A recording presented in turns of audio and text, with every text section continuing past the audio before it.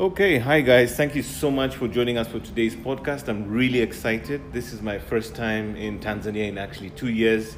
And believe it or not, I probably got the most exciting interview for you guys today here on the Pure Digital Passion podcast with Moses Kemibaro. With me is Sitho, the MD of Vodacom Tanzania, who I met over the last couple of days.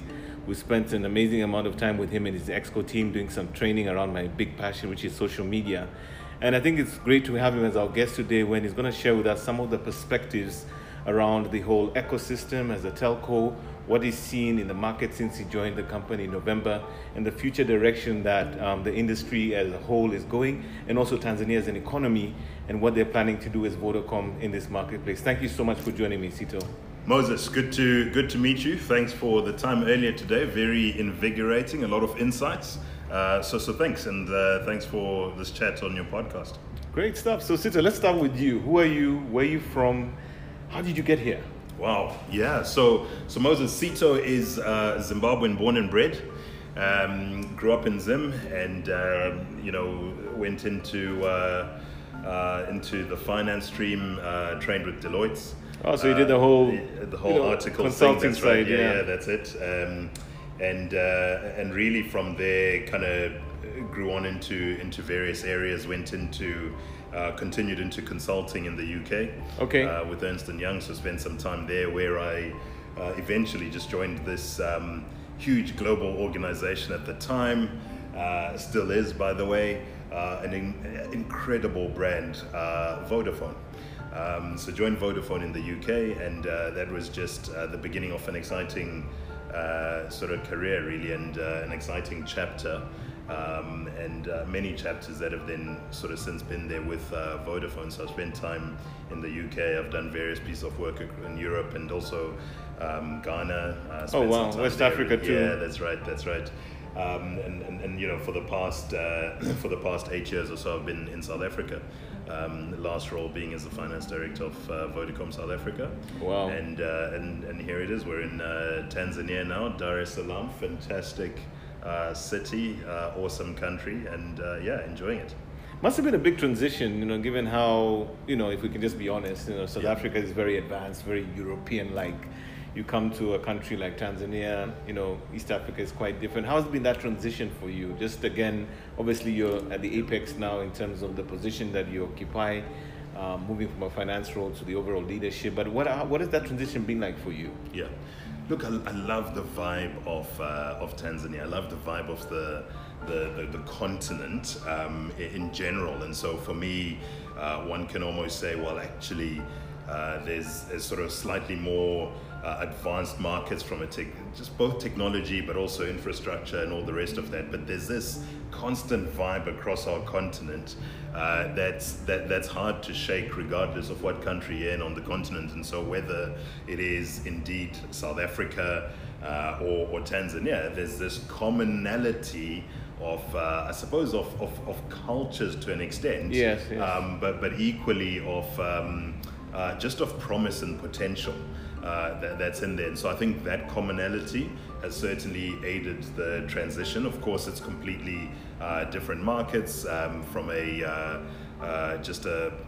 mobile telco perspective, and equally different stages of technology development in terms of where we are. We've obviously launched 5G in South Africa already, and still to come here, and still lots of promise. The fixed markets quite big in South Africa, not as much here. So different things that one can look at. But I think the potential of the growth, the vibe of the continent makes it easy to have that transition, because really that's the exciting part.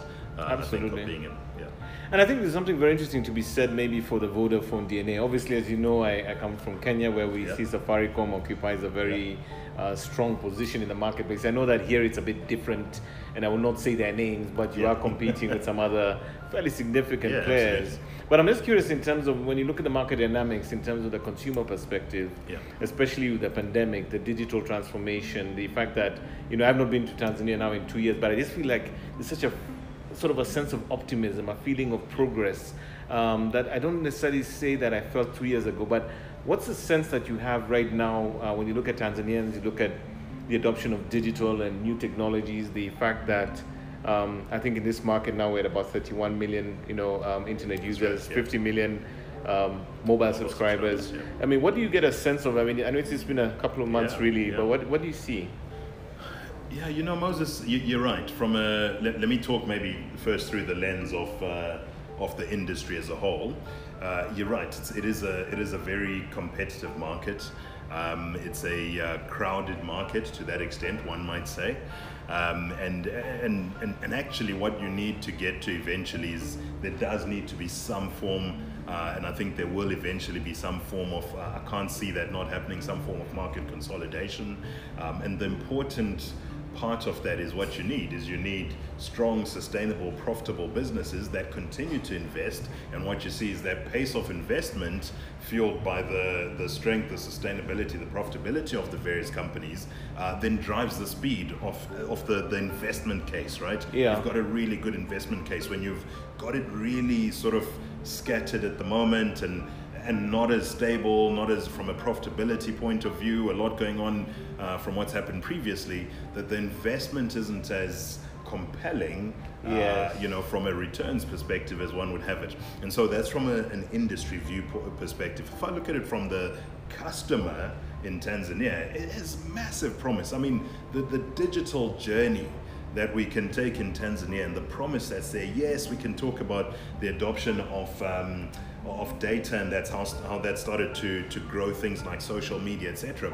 But the social impact of what's going to happen when agriculture is truly digitized, when education, when health, all these different elements of the economy, I think it will be phenomenal. And I think the adoption rates will be super high if we can get through some of the normal challenges and hurdles that one would sort of imagine, which is things such as availability of devices, to be able to, at the right price point, to be able to connect onto the internet, etc., and obviously the continued investment to be able to expand that coverage. And I think those two elements are really critical to how the kind of next 3 to 5 years plays out in Tanzania.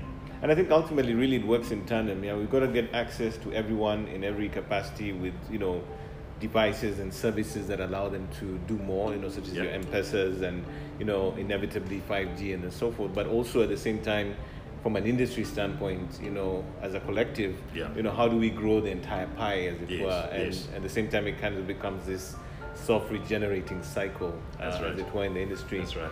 And particularly also, when you juxtapose, South Africa versus, your time there and in Tanzania, are there any sort of serious contrasts that you see, either positive or negative, in terms of things that we can borrow and learn from South Africa that we can put to work here? Are there any unique things that you've noticed that could be interesting? Oh, loads. Look, I think from and the great thing about a global business like ours is that we ultimately have the benefit of kind of global lessons applied locally, and so we don't need to pay school fees twice. Right? So where we've learned and seen that something works, etc., and some of the things that I think we really have an opportunity for in Tanzania is really growing into I'd say 2 parts, or maybe 3. The first is more an internal element, which is around big data and analytics. And I think what we could do with a lot of the kind of data science, big data sort of capabilities, both in terms of our own internal sort of way that we operate, but also the benefit for customers, and in terms of what we can offer our customers, is significant. I think that's one part. I think the second element is really growing from when we talk about our corporate customers and our small and large enterprises, is really how we serve them from a solutions perspective.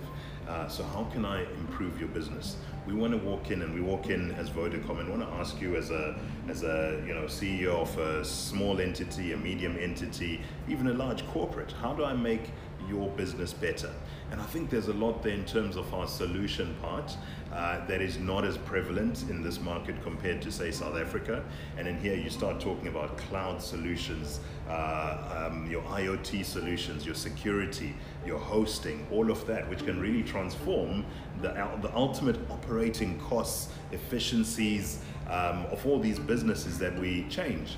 And I think that's a huge opportunity for us that we'll be looking to expand on. And then the third part I'd probably talk about is really what we talk about as a sort of converged. So what does it look like as we start using more fixed solutions, fiber to the home, fiber to the business? Have a look at that and see what that gives us as an opportunity as well. I think that's a really big opportunity if you look at the low penetration of households with fiber, households with fixed internet. I think that's a big thing for us. And I think I love what you're saying there, because it really sort of takes Vodacom in Tanzania away from being seen purely as a mobile services business, but it becomes really sort of a diverse business in terms of solutions for every need. So you're looking at businesses holistically, you're looking at connectivity, you're looking at the ability to enable remote work. You're looking obviously at M-Pesa, which is the financial platform. Absolutely. And I think there's this exciting new development, the payment platform that I think the central bank is rolling out. Yeah. The TIPS, I think it's called. Yes. Which I think is going to be transformative, from that point of view. But yes, I think I'm really excited to see what happens. I know it's just been a few months in the seat. Really looking forward to the future and what Vodacom is doing. Especially very happy to hear about some of your initiatives on the ground, like your maternity health project, and things that you're doing around the Africa Connected initiative. Yes. And I think maybe my last question to you would be just to understand from your perspective, I know it's been a short time, 2 to 5 years out, what does this look like? What does that picture look like? Is it 5G? Is it more M-Pesa utilization, more innovation there? I just want to hear maybe some of your thoughts around the next 2 to 5 years.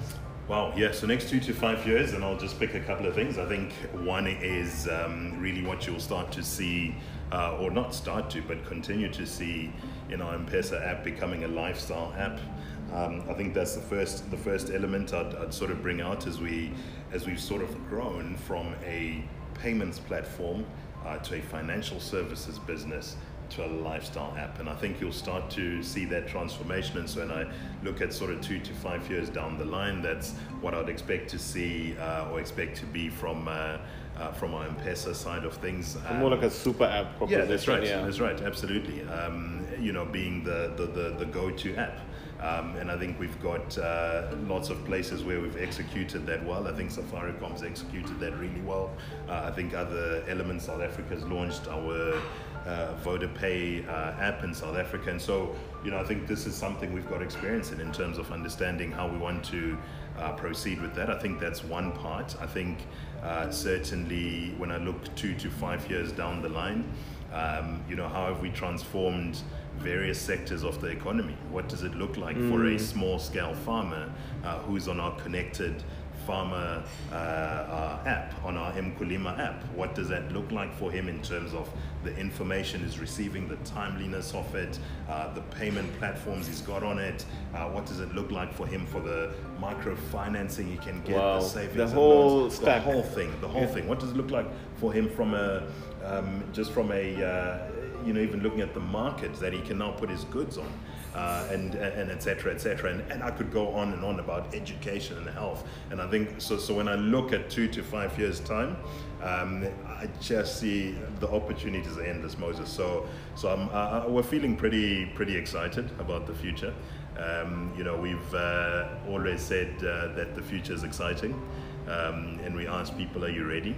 And now what we are saying is, we talk about together we can, pamoja tunaweza. Yes. is what we talk about at Vodacom, and that's because we really believe that together with our technology, our platforms, and if you take that and mix it with the ingenuity, the human spirit, what we can do together. With our technology, and then the human spirit that we've got in Tanzanians, very young population. Yeah, that was mentioned last night at the event. I think 17 years old on average. Incredible. And so what the power of those two things can achieve together, we think is quite special. Great. So thank you so much. Much appreciated, Sitho. All the best. We're cheering you on. Thank you. We want you to do the amazing things in the next 2 to 5 years. And I think Tanzania is lucky to have you. Awesome. Asante sana. Asante sana. Karibu sana.